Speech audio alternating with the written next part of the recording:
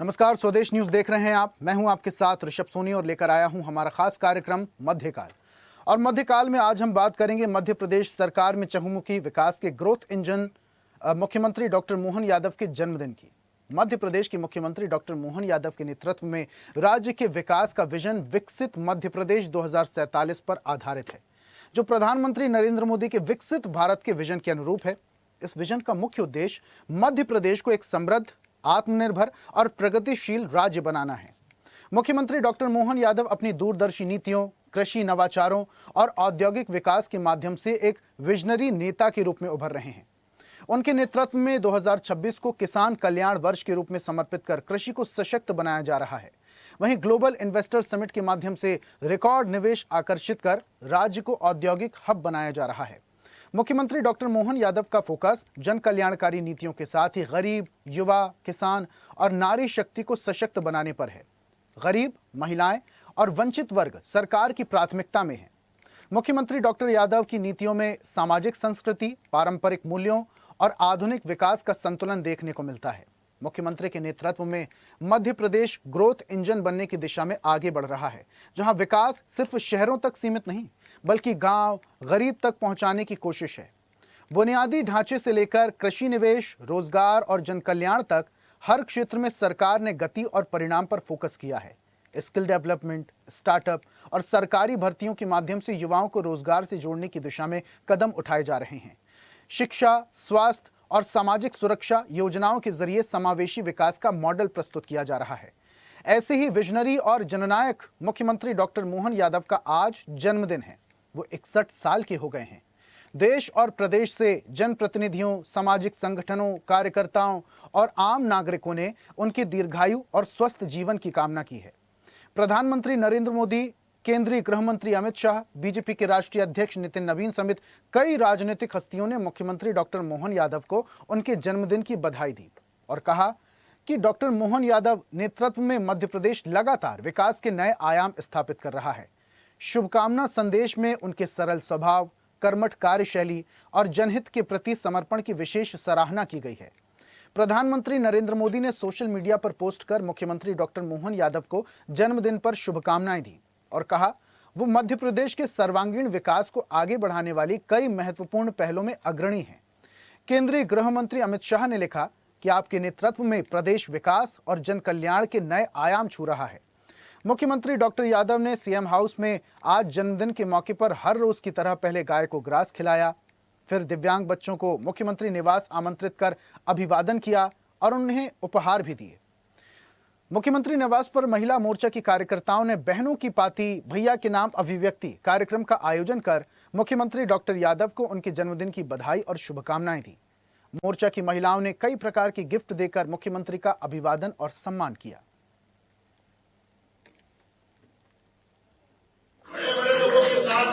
हर व्यक्ति को मौका देकर इतने प्रकार से आवेदन बुलाए और अभी मैं पूछ भी रहा था, भाई 5 करोड़ के इन्वेस्टमेंट वालों का भी आपने स्वागत किया, तो 50 करोड़ वाला भी है, जिसके पास जैसी क्षमता योग्यता है सबके लिए अवसर है। और इसीलिए और सबसे बढ़कर के किसान कल्याण वर्ष होने के नाते से हमने कहा कि किसानों को दिन में बिजली मिलना चाहिए, सस्ती बिजली मिलना चाहिए और ग्रीन एनर्जी का जो जमाना सच में आज के प्रकल्प के माध्यम से वही सब मिलने वाला।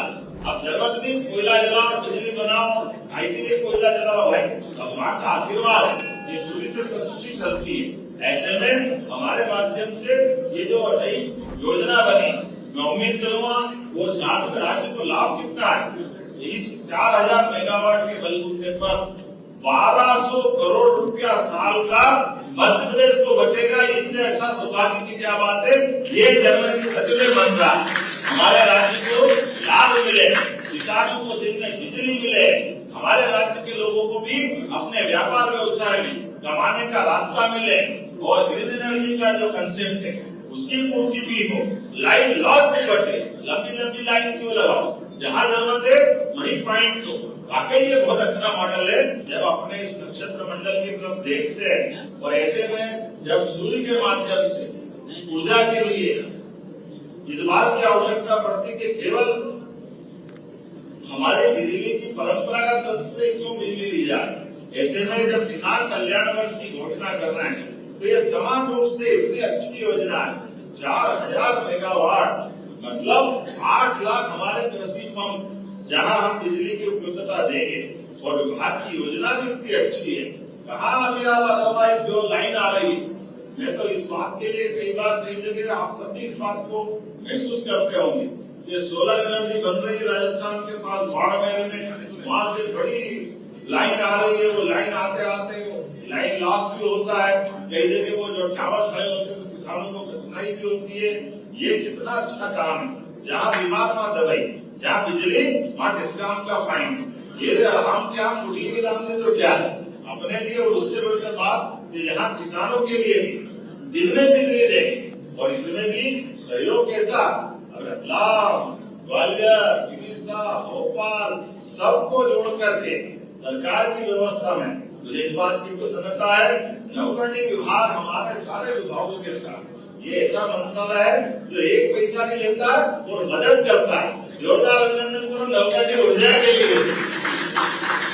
आपको इसे विभाग को देना पड़ता है, विभाग का काम चलायमान होता है, लेकिन आप इस बात के लिए तारीफ के लिए इस माध्यम से सोचे आपका उसमें टेक्नोलॉजी का लाभ है। आपने युक्ति बुद्धि से इसमें और आगे बढ़कर उपयोग करके आज की स्थिति में जिस गांव में बिजली ले रहे हैं आपसे, जिसके माध्यम से 2 रुपए 45 पैसे से 85 पैसे तक, ये पूरे देश के अंदर सबसे सस्ती बिजली खरीदने वाला राज्य में मध्य प्रदेश शामिल हुआ। एक जोरदार अभिनंदन करें इस माध्यम। मेरी अपनी ओर से एक बार फिर ये सारे बच्चों के और ये आश्रम के लिए 5 लाख रुपए में देने की घोषणा भी करता हूँ, ताकि हमारी व्यवस्था में और अच्छे से चिंता हो। और ये बच्ची ने जो प्रस्तुत की इसकी कविता के लिए 21,000 रुपये इसको देने की भी घोषणा करते हैं। और सारे बच्चों ने जिनने अच्छा प्रदर्शन किया टूरिज्म के माध्यम से, मुझे मालूम नहीं दूसरी पुरानी कहानी या डिटेल कार्यक्रम क्या है, लेकिन जिन जिन बच्चों का अच्छा परफॉर्मेंस हो आप सबको आगे बढ़ाएं।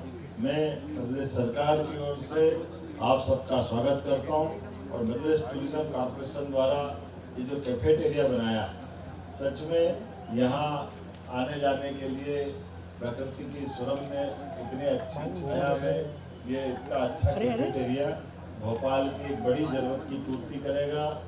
यहाँ कई प्रकार के कार्यक्रम चलते रहते हैं, ऐसे समय में सरकारी ऑफिस भी आसपास है, इसका लाभ भी लोग उठाएंगे। मेरी अपनी ओर से नवरात्रि के साथ विक्रम संवत 2083 की भी सभी को बधाई, टूरिज्म कॉर्पोरेशन को बधाई, बहुत बहुत धन्यवाद। कल्याण वर्ष की सेवा करने का जो संकल्प है, इसीलिए हमने कहा था कि किसानों को आगामी सीजन में वर्षा के बाद जब बिजली की जरूरत पड़ेगी तो दिन में बिजली देंगे। ये संकल्प की पूर्ति 4000 मेगावाट से तो हुई है और धीरे धीरे बढ़ती जाए। निश्चित रूप से आज का दिन बहुत महत्वपूर्ण दिन है।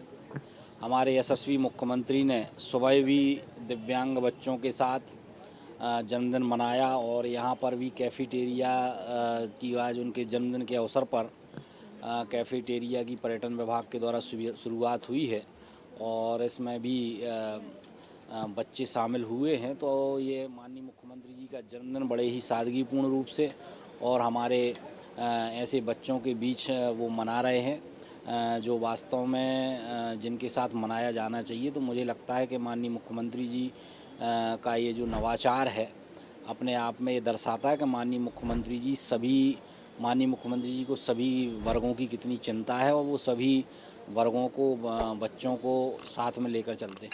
मुख्यमंत्री हमारे लिए, हमारी बहनों के लिए, किसानों के लिए समृद्धि लेकर आए हैं। मैं उनको यह संदेश देना चाहती हूँ कि वो इसी तरह आगे हम सबकी उन्नति के लिए कार्य करते रहे और दिन दूनी रात चौगनी उन्नति करें और दीर्घायु हों और यशस्वी हों।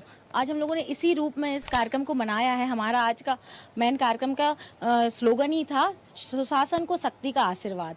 मतलब जो अभी नौ दुर्गा चल रही है उस समय हम सभी शक्ति का रूप हैं और हम जिस तरीके से हमारे मुख्यमंत्री सुशासन कर कर ये सरकार चला रहे हैं, तो हमारा आज का कोट ही यही था, सुशासन को शक्ति का आशीर्वाद। हम लोग सीएम साहब को बहुत बधाई देंगे, दीर्घायु, और इसी तरह वो निरंतर मध्य प्रदेश के विकास के लिए, महिलाओं के विकास के लिए लगातार कार्य करते रहे हैं और महिलाओं को के सशक्तिकरण के लिए वो निरंतर कार्य करते हुए हमको अच्छा कार्यभार सौंपे। इसी के साथ हम उनको बहुत बधाई और शुभकामनाएं। लाडले भैया यशस्वी मुख्यमंत्री मोहन यादव जी ने हमको लाडली बहना बनाया है।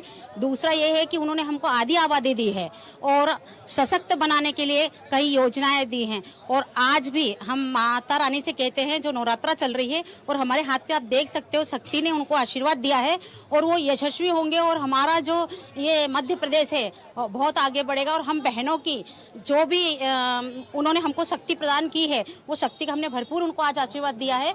और आज उनके जन्मदिन के अवसर पर हम सारी मध्य प्रदेश की महिला मोर्चा की बहनें उनको ढेर सारा आशीर्वाद देते हैं।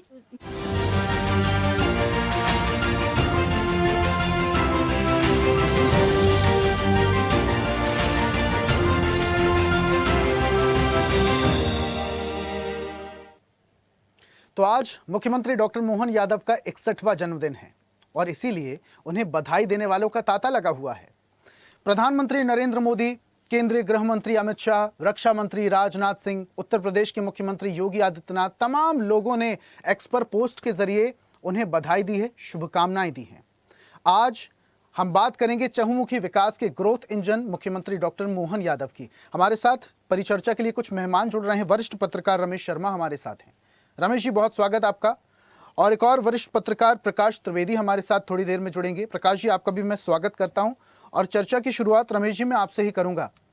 मुख्यमंत्री डॉक्टर मोहन यादव ने जब से कार्यभार संभाला है तब से भी हम उनके जो क्विक डिसीजन के नमूने हैं कई बार देख चुके हैं रमेश जी। चाहे मैं विरासत से विकास की मैं बात करूं, ग्लोबल इन्वेस्टर समिट की बात करूं, रीजनल इन्वेस्टर समिट की बात करूं, इसके अलावा मुख्यमंत्री की पशु पक्षियों के प्रति प्रेरणा, प्रेम और जो स्नेह है वो भी कभी कभी दिखाई दे जाता है। कभी वो घड़ियालों को विस्थापित करते हैं, गिद्धों को विस्थापित करते हैं, अभी जो विलुप्त होती प्रजाति के कछुए हैं उन्हें भी विस्थापित करने वाले हैं। कुल मिला के बात की जाए तो मुख्यमंत्री की संवेदनशीलता कई बार दिखाई देती है।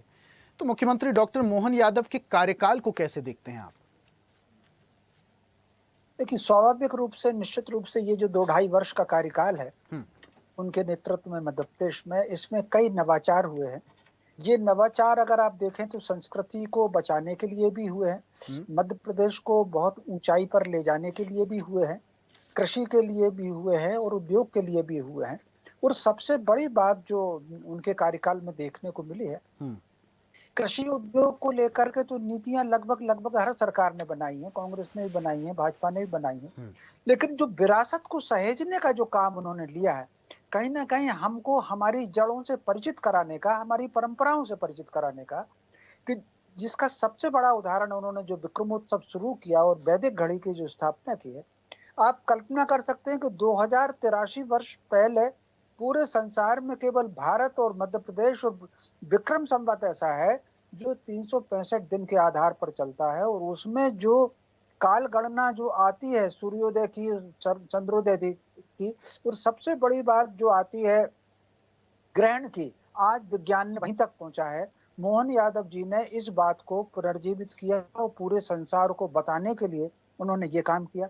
इसके अलावा उन्होंने 2 जो कॉरिडोर बनाए, राम पथ गमन की बात बहुत बार हुई है, हर सरकार ने की है, लेकिन राम पथ गमन पर काम जो तेज हुआ है वो मोहन यादव जी के समय हुआ।